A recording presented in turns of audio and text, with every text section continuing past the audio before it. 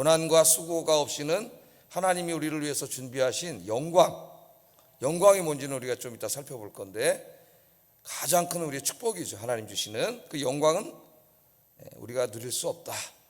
여기에 고난과 수고는 주님을 위한 고난과 수고죠. 주님을 위한 고난과 수고 없이는 주님이 준비하신 영광을 얻을 수 없다. 성경은 우리에게 그렇게 이야기하고 있습니다. 우리는 자꾸 믿음, 우리의 행위, 삶 이런 걸 이분법적으로 나눠가지고 자꾸 이야기하려는 습관이 있어요. 그래서 구원은 믿음으로 받냐 행함으로 받냐, 물론 그런 질문을 가르치기 위해서 할 수는 있습니다. 믿음을 강조하기 위해서. 그러나 우리의 믿음이라고 하는 것은 삶과 별개의 것이 아니에요. 성경에 가르치는 믿음은, 우리가 정말로 믿음이 있다면 그 믿음은 우리가 믿는 그것에 대해서, 우리의 삶이 어떻게 돼요? 그대로 따라가는 것이죠. 믿음과 삶은 나눠지는 게 아니에요. 사실은 우리가 자꾸 이제 그 마르틴 루터의 개인적인 체험, 카톨릭의 공로주의 구원론에서 고민하다가 이제 은혜로 구원받는다는 것을 깨닫고 돌아왔던 그 루터, 종교교육관 루터의 체험을 자꾸 전제로 해가지고 성경을 자꾸 보려는 굉장히 그 어려움이 많아요. 성경을 읽는데 믿음은 유대신학, 이스라엘 사회에서 믿음은 좋은데 행함은 없다? 그런 말은 아예 불가능해요. 있을 수가 없어요. 논리적으로. 그 사람이 참 믿음인가 아닌가는 그 사람 삶을 보면 아는 거죠. 삶이 없는데 무슨 믿음이 있어요? 나는 삶은 없지만 믿음이 있으니까 구원받아. 그런 말은 아예 없어요. 그런 생각 자체가. 그 종교개혁 이후에 자꾸 그런 말이 나오는 거예요. 그래서 고난과 수고 없는 영광은 없다. 이 말은 진리의 말이에요. 진리의 말. 여러분이 참 믿음이 있다면 우리는 그 믿음이 가르치고 있는 그 내용, 믿음의 내용대로 살게 돼 있습니다.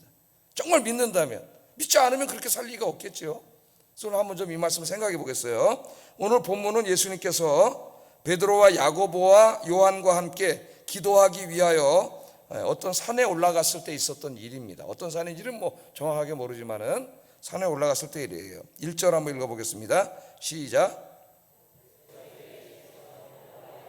그 형제 요한을 데리시고 따로 높은 산에 올라가셨더니, 그러니까 12제자가 있었는데 그 많은 제자들 중에서도 예수님 12제자를 따로 뽑으셨죠. 근데 그 12명의 제자 중에서도 또 내부 그룹이 있어요.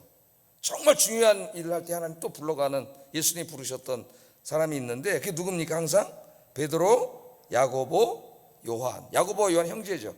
베드로, 야고보, 요한, 이 세 사람이에요. 이 세 사람을 데리고 이제 나머지는 내비로 두고 세 사람만 데리고 산에 기도하러 올라가셨습니다. 여기 엿새 후에 그랬는데, 엿새 후에는 바로 앞에 있는 16장 사건.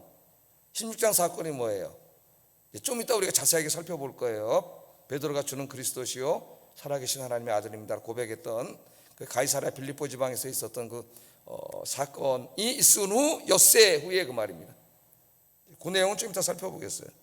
엿새 후에 예수님이 그 세 명의 제자들을 데리고 산에 올라갔다 그러는데, 먼저 주석가들의 관심은 이 산이 어떤 산이냐. 그래서 다볼산은 한 580m 정도 된다 그래요. 그리고 그 다음에 헤르몬산은 2206m, 또 어떤 사람은 메론산이라는데 1197m 되는 높은 산입니다. 어떤 산인지는 우리가 특정할 수는 없습니다. 말하지 않았기 때문에. 또 중요하지도 않아요. 하여튼 기도하시러 예수님께서 이제 세 제자들 산에 올라가셨는데, 거기서 베드로, 야고보, 요한이 깜짝 놀랐습니다. 깜짝 놀란, 상상할 수 없는 체험을 하게 돼요. 오늘 이 영광의 체험을 하시기를 주의 이름으로 축복합니다. 그냥 이렇게 왔다 갔다 하는 그런 종교적인 그런 생활이 아니라, 정말 오늘 이 세 사람이 체험한 것처럼 살아계신 하나님을 만나는 이 금요기도의 시간이 되기를 주의 이름으로 축복합니다. 자, 어떤 체험을 했느냐? 2절 3절 한번 읽어보겠습니다. 시작. 그 얼굴이 해같이 빛나며 옷이 빛과 같이 휘어졌더라. 그때 모세와 엘리야가 예수와 더불어 말하는 것이 그들에게 보이거늘. 놀라운 체험을 한 거죠. 그러니까 예수님하고 항상 다녔잖아요, 제자들이. 3년 동안 제자가 돼서 같이 다녔는데, 예수님 볼 때 보면은 훌륭하신 분이고 훌륭한 말씀을 가르치시지만 자기들과 똑같은 육신의 몸을 입고 있지 않습니까? 그냥 항상 인간 예수님을 받고 저분이 메시아일 거다, 그런 생각을 가지고 이제 예수님을 따라다닌 거죠. 그 메시아의 의미도 이제 성경적인 의미와는 좀 다른 의미로 믿었지만은, 자, 그런데 오늘 여기 올라갔더니 예수님이 갑자기 트랜스포메이션, 트랜스피규레이션이라고 해야 되나? 형태가 변한 거예요.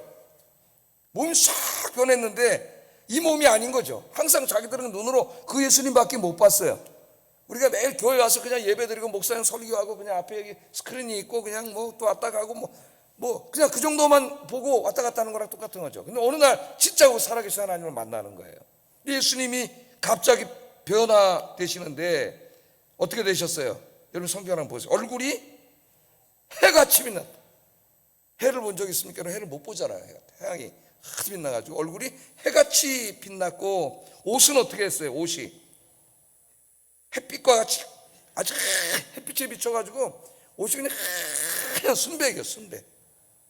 순백의 옷을 입는 날이 이제 여성들이 결혼하는 날 웨딩드레스 하얀색인데 그 순백의 옷을 예수님이 입고 있었습니다.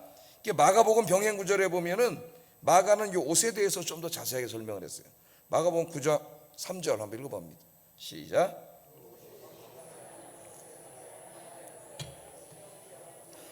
예수님이 입은 옷에서 광채가 여러분 아우라가 난다 그러잖아요. 아우라가 난 광채가 확 나는데 그 옷이 하얀 거예요. 근데 얼마나 하얗냐 하면은 그 백색이 빨래하는, 세상에서 빨래 제일 잘하는 사람이 정말 깨끗하게 빨았는데 그렇게 해도 희귀할 수 없을 만큼, 그러니까 이 세상의 세탁 기술로는 더 이상 희귀할 수가 없을 만큼 아주 그냥 점도 없이 흠도 없이 흰 옷을 입고 옷에는 광채가 나고 얼굴은 태양빛같이 너무 빛나서 바라볼 수 없는 영광의 주님의 모습으로, 하나님의 모습으로 변한 거죠. 하나님. 항상 그들은 인간 예수만 봐왔어요. 그 인간 예수 안에 감추어져 있는 영광의 주님, 하나님의 모습을 보지 못했습니다. 그들이. 그래서 엉뚱한 오해를 했죠. 16장에서도. 그런데 예수님께서 이제는 그 실체의 모습을 보여주신 거죠. 육신 속에 가려져 있던 하나님의 영광의 모습을 그들에게 보여주었습니다. 자, 이 모습을 이제 예수님 왜 보여주셨느냐? 갑자기 이거는 좀 이따 우리가 살펴볼 거예요. 이제 여기서 우리가 또 하나 생각해야 될 것은 지금 예수님이 갑자기 변화되셨잖아요. 이 형체가, 이 썩을 몸이, 늙고 썩고 병들고 없어진 이 몸이 아닙니다. 새로운 영광의 주님의 모습으로 예수님이 변화되셨는데 여기서 중요한 메시지를 줘요. 이 마태복음을 통해서 하나님이 그 예수님이 입으신 영광의 몸은 예수님의 몸만이 아니에요. 그 몸을 왜 보여줬느냐?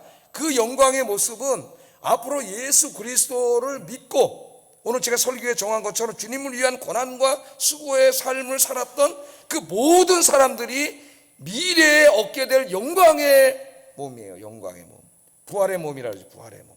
이 몸이 아닙니다. 이 몸은 영원하지 않죠. 늙고 병들고 썩어서 없어져요. 그러니까 아무리 오래 살아도 100년도 채 살기도 어렵고 뭐 100년을 넘겨 사는 분도 있지만은 이건 아주 아무것도 아닌 거죠. 없어지는 몸이에요. 이렇게 죽어서 없어지는 게 아니에요. 영광의 몸이, 예수 믿는 사람들은 이미 성령님이 관에 찾아와 계시기 때문에 그 영생이라 그러는데 이것을, 영생을 이미 우리를 위해서 주셨어요. 그래서 우리 안에는 보이지 않지만 그 영생의 씨앗이 이미 있는 거예요. 여러분 앞에. 그게 믿는 사람과 믿지 않는 사람의 큰 차이예요. 믿지 않는 사람은 그게 없어요. 여러분 한번 옆 사람 한번 보세요. 보이나 한번. 보입니까? 그 사람의 삶을 보면 알아요. 삶을 보면 믿습니다가 아니라 그 믿습니다를 증명하는 삶의 양식, 그걸 보면 아는 거죠. 그러니까 우리 모두가 앞으로 소망하게 될 우리의 기독교인들의 소망입니다. 그게 이 몸을 입고 있는 동안 몸과 관련된 모든 것들은 진정한 소망이 될 수 없어요. 왜? 죽잖아요. 좀 있으면 다 죽어요. 1살 2살 나이 먹으면서 자꾸 늙어가고, 그러면서 이제 늙어간과 죽음에 대한 그런 게 다 오지 않습니까? 영원할 수가 없어요. 여기에 소망 두고 사는 사람은 진짜 어리석은 사람, 불쌍한 사람이에요. 뭐 지금 아무리 젊고 아름답고 건강하더라도 잠시 후면 다 늙고 병들어 죽게 돼 있어요. 이 땅에 있는 것도 아무것도 가져갈 수 없습니다. 그렇기 때문에 거기에 집착하고 사는 사람은 그 인생은 아무 의미가 없는 인생이에요. 우리의 진정한 소망은 어디 있느냐? 오늘 예수님이 이 본문에서 보여주신 이 영광의 몸을 입고 주님과 천국에서 영원히 살게 되는 것, 그게 영생인데 그게 우리 기독교인들의 궁극적인 소망이에요. 그 소망을 바라보는 자의 삶은 오늘 제가 제목에 정한 것처럼 주님을 위한 고난과 수고의 삶을 산다는 거죠. 이 땅에서 돈도 벌고 즐기고 먹고 살고 시집가고 장가고 집 짓고 부수고 사업하고 뭐 이런데 그냥 인생을 다 이 어리석은 일에 쏟아버리지 아니하고, 물론 그것도 우리가 이 땅에 사는 동안 해야 되겠지만 더 궁극적인 문제를 위해서 살아가게 된다, 그 말씀입니다. 자, 그래서 성경에 보면은요, 마태복음 14장 43절 13장 43절 보면은 13장입니다. 한번 읽어보겠습니다. 시작. 자기 아버지 나라에서 해와 같이 빛나리라. 귀 있는 자는 들으라. 그러니까 오늘 예수님이 보여주신 그 영광의 모습인데, 그때에 구원이 이 땅에 완전히 이루어지는 그때에 의인들, 예수 믿고 구원받은 사람들이, 이 사람들은 아버지 나라, 우리가 흔히 말하는 천국이죠. 하나님 나라 천국에서 그 몸이 해와 같이 빛나게 된다는 거예요. 이게 예수님의 지금 이 몸을 갖게 된다는 겁니다. 영광의 몸, 영원한 몸을 얻게 된다는 거죠. 비록 다 그리스도인들도 죽죠. 죽어서 다 화장하고 묻고 뭐 한 줌의 죄로 없어지지만 그걸로 끝나는 게 아니라 태초의 흙으로 인간의 생명을 창조하신 하나님이 바로 그 한 줌의 흙으로 돌아간 흙을 다시 취해서 새 생명을 만들어요. 새 생명. 예? 그래서 천국에서 안식하고 있는 영혼과 다시 합쳐지게 해가지고 영원한 몸, 죽지 않고 썩지 않는 몸, 이따 한번 살펴볼 거예요. 그 몸을 주신다는 거예요. 또 요한계시록 19장 8절에도 이 몸이 성도들도 그런 몸을 얻게 된다는 것을 이야기합니다. 깨끗한 세마포 옷을 주신다는 말씀이 있어요. 한번 읽어봅니다. 계시록 19장 8절 시작. 이 세마포 옷은 성도들의 옳은 행실이로다. 아멘. 그러니까 예수님이 지금 큰 세마포 옷을 입고 계신데 성도들에게도 그 옷을 주세요. 큰 세마포 옷을. 그래서 계시록을 다 읽어보면 두 가지 경우가 나와요. 하나는 우리가 죄인이라서 우리는 이렇게 하얄 수가 없어요. 그런데 예수 그리스도의 십자가의 은혜로 우리가 죄사함 받았기 때문에 그 믿음으로 인해서 세마포 옷을 입는 모습이 한번 나오고, 또 하나는 그 성도들이 믿은 이후에 그의 삶이 도덕적으로 하나님 말씀대로 살아서 그 옷이 깨끗한 모습으로 나타나요. 여기 큰 세마포 옷을 입습니다.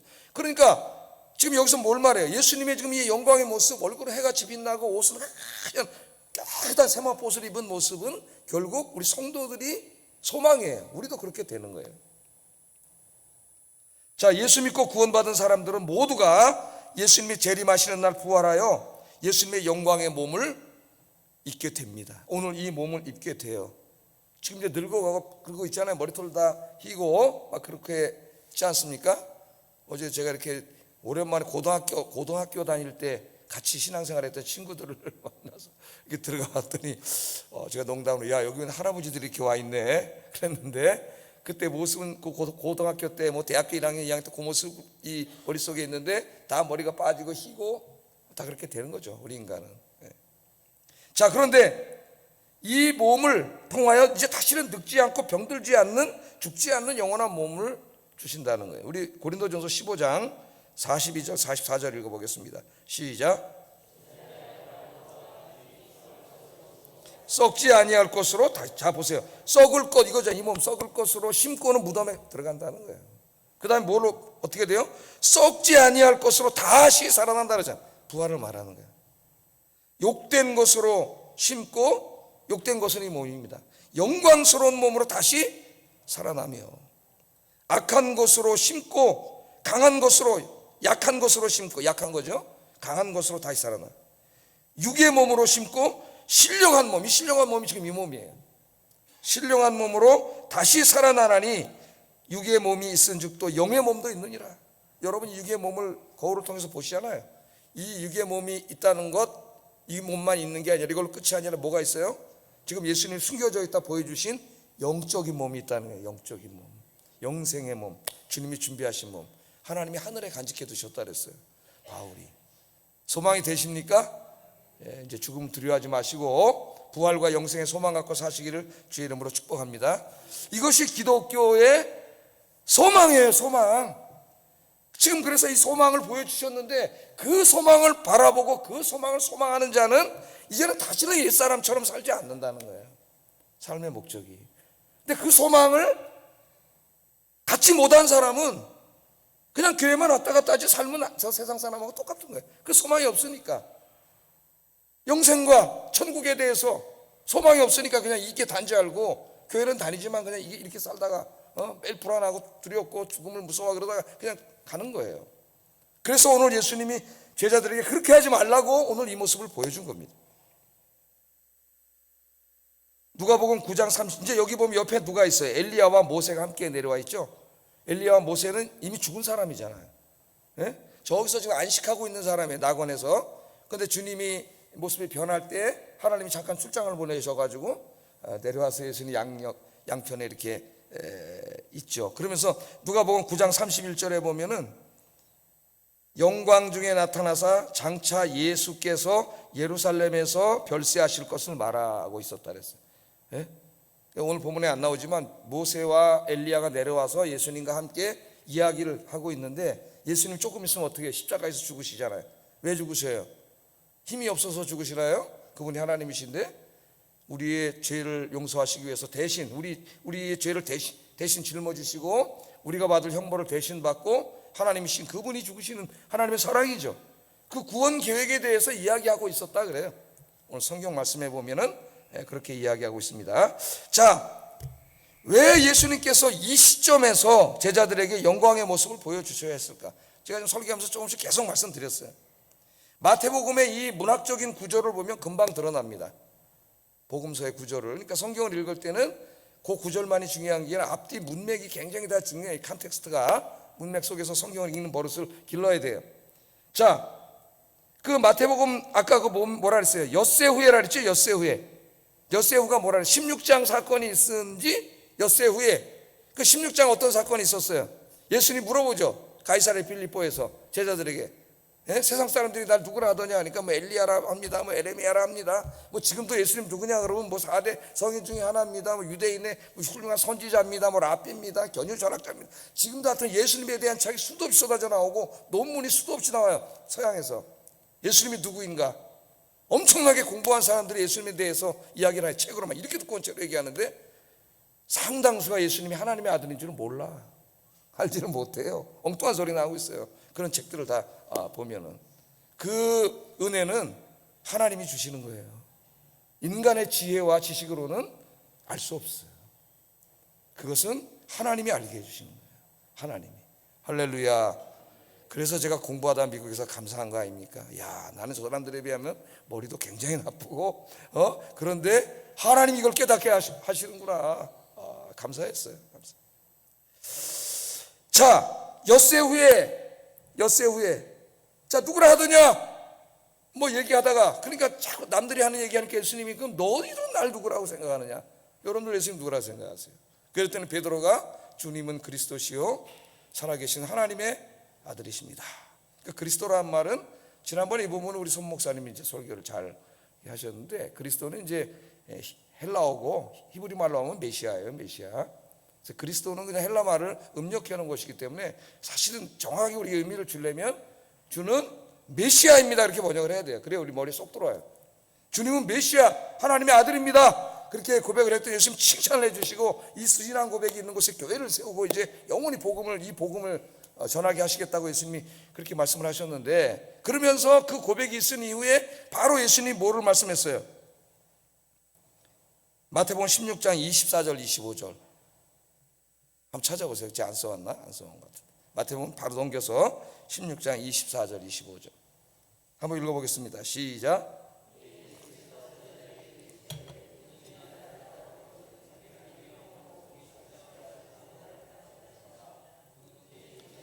구원하고자 하면 잃을 것이요 누구든지 나를 위하여 제 목숨을 잃으면 찾으리라. 그렇게 말씀을 하셨습니다. 그래서 이제 예수님이 비로소 이때부터 십자가에서 자기가 고난받고 죽을 것을 가르치셨어요. 가르치셨더니 베드로가 깜짝 놀랐습니다. 깜짝 놀라가지고 아까까지 믿음 고백을 엄청나게 했는데 막았어요. 십자가에서 죽다니 항변을 했다니. 항변을 무슨 말씀이세요? 십자가에서 죽다니. 십자가에서 죽으시면 안 됩니다. 그랬더니 예수님이 사탄아 물러가라. 처음 그 짧은 안에 칭찬과 책망이 막 나오는 사탄이라 그랬습니다. 예수님이 십자가를 통해서만 인류를 구원하시는데 베드로는 다른 생각을 가지고 있었던 거예요. 다른 메시아를 믿은 거예요. 유대인들의 메시아는 왕입니다. 왕. 지금 그 당시에 로마, 지금 몇 시에 18년이죠. 로마인들에게 정치적으로 나라를 빼앗기고 있었잖아요. 식민 통치를 받고 있었기 때문에 항상 어느 날 메시아를 하나님 보내주시면 그가 왕이 돼서 군사를 모아가지고 로마와 전쟁을 치러서 이스라엘에게 정치적인 자유, 경제적인 풍요, 그리고 온 세상이 이스라엘이 중심이 되는 나라를 만들어 주실 것이라고 그들은 굳건히 믿고 있어요. 그게 예수님 당시에 유대 사회에 만연했던 메시아 대망 사상이에요. 메시아 대망 사상. 그래서 예수님을 중심으로 해서 그 좀 전과 후에 자기가 메시아라고 나타났던 사람들이 여러 명 있습니다. 메시아라고 나타나서 군대를 모아가지고 로마와 싸우다가 죽어서 없어진 사람들이 많이 있어요. 그러니까 그 시대가 그런 시대예요. 그러니까 제자들이 항상 뭐 생각했어요? 저 사람은 왕이고 언젠가 군사를 모아서 로마로부터 우리나라를 독립시키면 그 예수님이 12제자인 우리가 12 대신 장관이 돼가지고 그 나라를 다스리게 된다. 한 자리씩 차지하고. 그때 누가 크냐? 누가 국무총리고 누가 부총리야?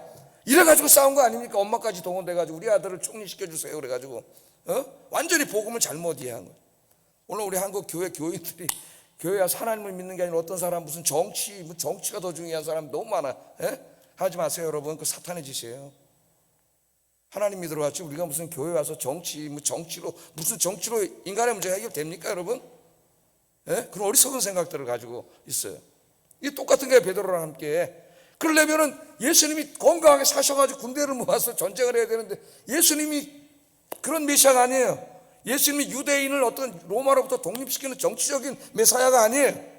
예수님은 온 인류를 구원하시기 위해서 이 땅에 오신 하나님의 아들 구원자 메시아입니다. 할렐루야. 온 인류를 구원해. 이스라엘을 위해서 로마와 싸우는 그런 인간적인 왕이 아니에요. 그건 오해하고 있었던 거예요. 예수님을 지극히 정치적으로, 지극히 민족적으로, 지금 우리들이 그렇게 하잖아요. 하나님을 정치적으로 해가지고 성경 해석도 이 정신나간 목사 신학자들이 지지하는 정당 정치적으로 지지하는 그런 것을 이용해 먹는 이런 한심한 작태가 지금 한국교회에서 벌어지고 있습니다. 하나님의 말씀. 그러니까 십자가 지면 안 되는 거지. 그런데 진짜 구원은 어떻게 돼요? 정치로부터 구원이 아니라 죄로부터의 구원, 사탄으로부터의 구원, 사탄의 통치로부터의 구원, 죽음의 권세로부터의 구원. 할렐루야. 그게 진정한 자유인데 저들은 정치적인 자유만 생각했어요. 정치적으로 자유를 얻으면 뭐예요? 우리가 정치적인 자유가 있는데 더 중요한 지금 죄와 죽음과 사탄에 속박되어 있잖아요. 진정한 자유는 뭐예요? 그 사탄 어둠의 권세자, 로마의 왕을 붙잡고 악을 행하는 진짜 악의 권세자 사탄으로부터 해방인 줄로 믿습니다. 그 사탄의 통치에서 해방하기 위해서는 예수님 십자가에서 어떻게 돼요? 우리의 죄를 짊어지시고 죽어야 되는데 인간적으로만 생각해서 그걸 못하게 하는. 그러니까 예수님이 사탄아 물러가라. 사탄아 물러가라. 냉정하시잖아요 예수님이. 그리고 이 말씀을 가르쳐 주신 거예요. 나를 따라오려면 앞으로 죽어야 돼. 죽을 각오를 해야 돼. 십자가를 져야 돼. 자기 목숨을 얻고자 하고 목숨 하나 이렇게 하면서 사는 사람은 합당하지 않다 그랬어요. 주님을 위해서 죽을 각오를 하고 나를 따라야 된다. 이 말씀을 가르쳐 주신 거예요. 이 말씀을. 그러니까 이제 이 말씀을 가르쳐 주시고 오늘 본문이 나왔으니까 예수님 믿어가지고 이스라엘이 회복되면 정치적으로 거기서 한 자리 장관 해먹으려고 이제 이 땅의 영광을 누리려고 예수 믿고 돈 많이 벌고 잘 되고 출세하고 성공하려고 이런 생각을 잔뜩 갖고 교회 와서 예배드리는데 오늘 목사님 설교를 하는데 십자가를 져야 합니다. 주님을 위해 순교해야 됩니다. 이렇게 깜짝 놀란 거랑 마찬가지예요. 두려워진 거죠. 이 사람들이 두려워진 거. 죽어야 된다니 막 두려워진 거예요. 그래서 오늘 예수님이 이 모습을 보여준 거예요. 이 부활의 영광, 주님을 위해서 죽은 자들에게 수고와 땀을 흘린 자들에게 주시는 그 부활의 영광의 모습을 보지 않고는 이 삶을 살아갈 수가 없어요. 우리 인간은 그 영광을 체험하지 않고는. 그래서 예수님이 오늘 그 영광의 모습을 보여준 거예요. 빌립보서 3장 20절 21절에 바울은 이 몸에 대해서 이렇게 말합니다. 한번 읽어보겠습니다. 시작.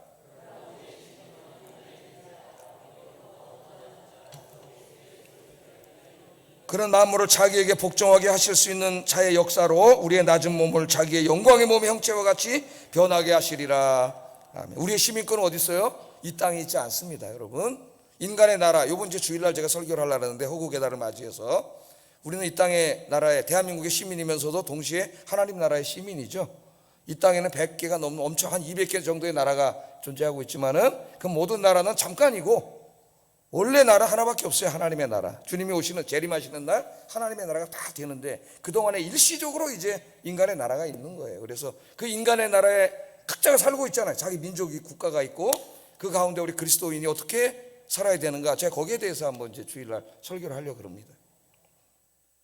자, 우리의 시민권은 하늘에 있다는 거. 우리의 시민권이 하늘에 있다 그러면 시야가 굉장히 넓어집니다, 여러분. 민족주의라고 하는 이런 아주 편협하고 비신앙적인 데서 벗어날 수가 있어요. 민족주의는 굉장히 사탄적인 거예요, 여러분. 그런 거 없애야 돼요. 우리 이 좌파의 민족주의, 이런 굉장히 위험한 발상이에요. 우리의 시민권은 하늘에 있기 때문에 우리는 다 온 세상 사람들은 하나님의 백성이에요.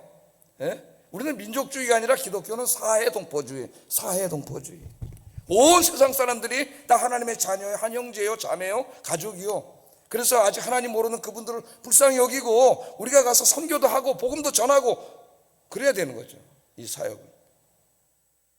자, 이 사역을 우리가 감당해야 되는데, 이 일을 해야 되는데 그건 엄청난 우리의 많은 희생과 헌신과 수고가 동반되는 겁니다. 헌금도 내야 되고 여러분이 시간도 내야 되고 재능도 바쳐야 되고 인간적으로 많은 수고와 헌신이 드려져야 되는 건데 이게 믿음의 삶이에요.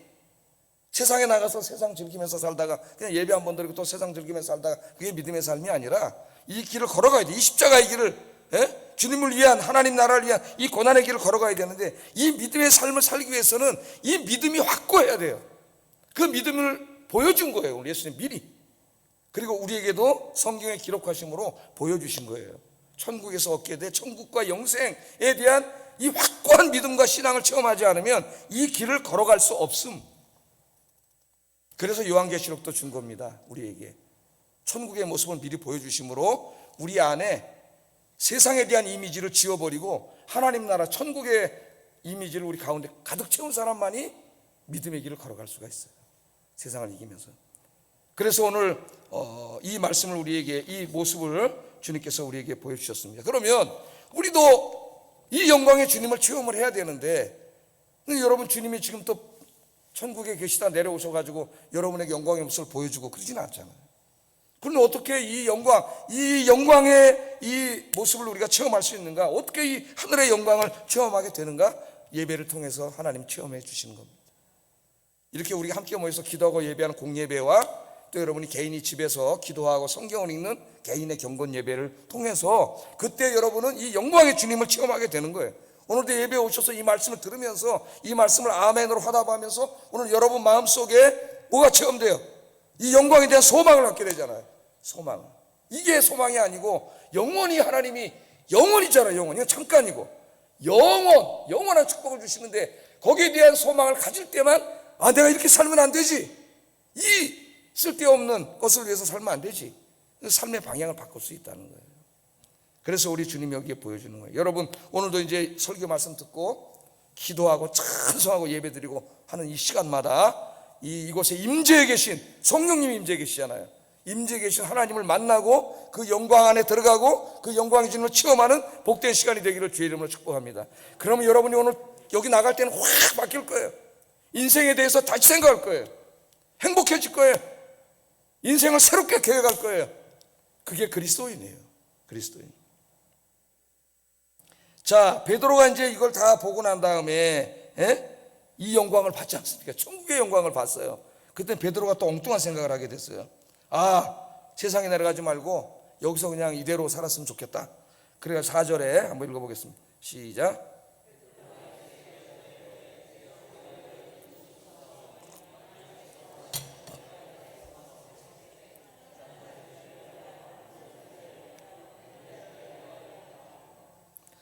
보니까 엘리야도 내려와 있고 모세도 내려와 있고 예수님은 주님의 영광의 모습으로 변해 그 천국이 거기 이루어지니까 저기 내려가 봐야 막 고단한 세상이잖아. 아이고 세상에 가지 않고 그냥 여기서 삽시다. 그냥 초막 짓고, 초막절에 이제 그들이 광야에서 초막 짓고 주님의 은혜 감사하면서 마지막 때에 하나님 구원해 주실 것을 믿는 그런 종교 행사를 했는데 이제 갈 필요 없다. 그냥 예수 믿고 그냥 여기 예수 믿고 여러분 교회 가서 예배만 드리고 그냥 기도원에 가서 기도나 하고 그런 게 아니죠. 베드로가 그렇게 하고 싶었어요. 그랬더니 우리 예수님이 그렇게 하지 않습니다. 자, 베드로가 소망하는 이제 천국이 이 땅에 다 임했다, 여기 살자, 그 베드로의 소망은 아직 이루어지지 않았어요. 마지막 때 우리 주님이 재림하실 때 이루어질 거예요. 그때 주님을 위해서 이 길을 건, 십자가를 길을 간 모든 사람이 이 영광에 참여할 거예요. 그러나 지금은 그럴 때가 아닙니다. 지금은 세상으로 다시 내려가야 돼요. 세상으로 가서, 여러분 이제 나가서 집에 돌아가셔가지고 세상에 가서 죄와 싸우고 이 세상을 구원하는 사명을 감당해야 될 때입니다. 지금은 죄와 싸우고 세상을 구원하는 사명을 감당해야 하는 시기예요. 그게 우리 인생의 의미입니다, 여러분. 이 일은 쉬운 일이 아니고 십자가를 지는 길이고 자기 목숨까지도 드려야 하는 헌신을 통해서만 이룰 수 있는 길이에요. 때가 되면 우리 주님이 재림하시는데 그때 이 인생길을 살아간 모든 사람에게 오늘 약속하시고 보여주셨던 이 영광의 축복을 그 사람들에게 주님이 주실 겁니다. 제자들이 두려워하고 있을 때 하늘에서 음성이 들렸어요. 오늘 여러분에게 하시는 말씀에 5절 한번 읽어보겠습니다. 시작.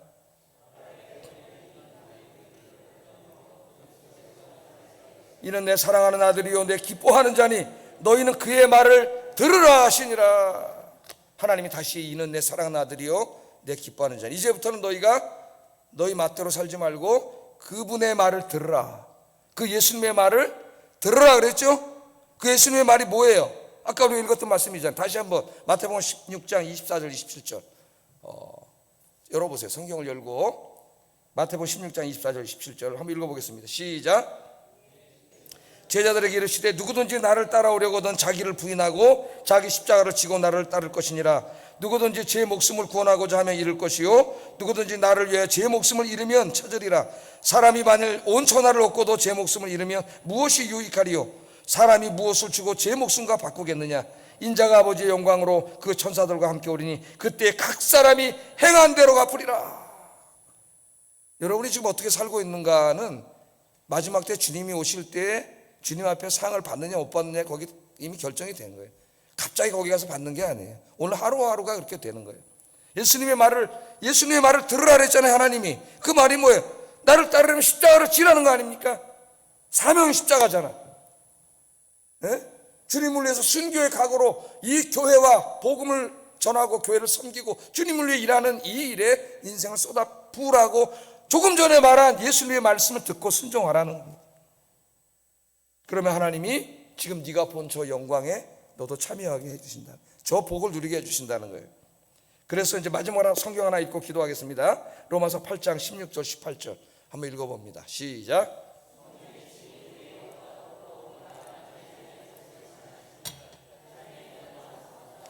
자녀이면 또한 상속자 곧 하나님의 상속자요 그리스도와 함께한 상속자니 우리가 그와 함께 영광을 받기 위하여 고난도 함께 받아야 할 것이니라.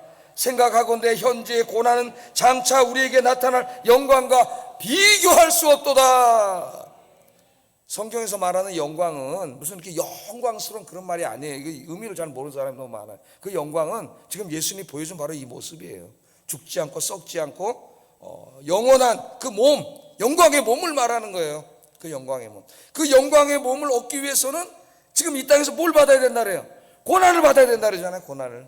예? 그 고난은 뭐예요? 자기를 깨게 하고 막 그런 고난이 아니고 주님을 위한 헌신과 수고를 말하는 거지. 주님과 헌신과 수고. 우리가 여기서 주님을 위해 그 고난을 당하는 것은 극히 미약한 것이라 그러잖아요. 예? 현재 고난은 장차 우리에게 주실 그 영광과 좋게 비교할 수가 없도다.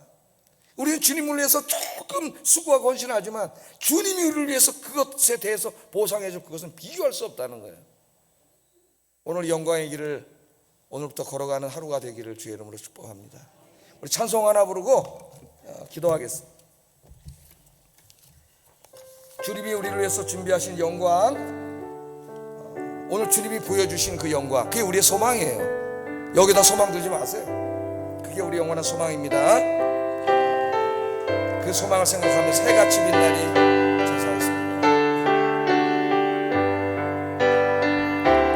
당신의 그 섬김이 전국에서 해같이 빛나니 당신의 그 겸손이 전국에서